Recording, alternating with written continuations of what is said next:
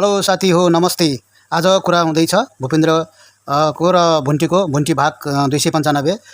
भूपेन्द्रलाई जेरीको बुवाले अबदेखि मेरो छोरीदेखि आजै साइड लाख फोन गरेको थाहा नहोस् र मेरो छोरी पछि नलाग भनेको देखिन्छ। अनि बुवा भन्छ, अनि भूपेन्द्रले जेरीको बुवाले मैले जन्माएको हो तैँले बुवा भनेको भने रिसाएको देखिन्छ।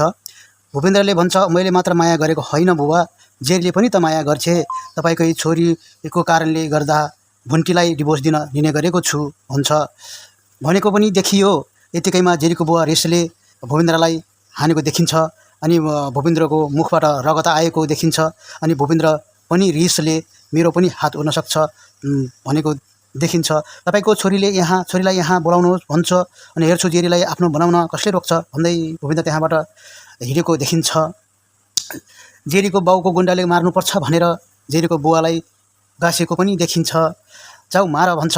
अनि एक्कासी भूपेन्द्रलाई एक्कासी गुन्डाहरूले पछाडिबाट हानेको पनि देखिन्छ। अनि सबै एकछिन लडाइँ भएको देखिन्छ। घाइते बनाएर बेहोस भएपछि नालीमा फालेर भूपेन्द्रलाई त्यहाँबाट सबै तिनीहरू घर फर्केको देखिन्छ। रातिको मौसम हुन्छ, गाडाङगुडुङ आवाजले भुन्टीको आँखा खुल्छ। भुन्टी मनमा नै बुवा आमाको चिन्ता गरेको पनि देखिन्छ। भुन्टी दाई पनि तनावमा देखिन्छ। सायद पूर्णिमा घरबाट निस्केको हुनुपर्छ।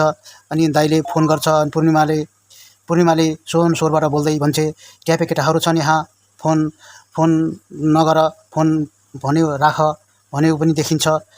फोन राख भन्छे पूर्णिमा दाईले। दाईको झगडा भएको पनि देखिन्छ। यतिकैमा भुन्टीको दाई पूर्णिमालाई राति खोज्न पनि बाहिर निस्किन्छ। अँध्यारो झुसमुसे हुन्छ। अनि त्यस्तैमा पछि लागेर भुन्टी पनि गएको देखिन्छ। त्यहाँ दुईजना ट्यापे केटाहरूले पूर्णिमालाई समाएर लछार पछार पारेको देखिन्छ।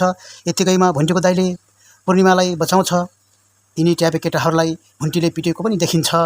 भुन्टीलाई दाइले किन आएको भनी भुन्टीलाई कराएको देखिन्छ।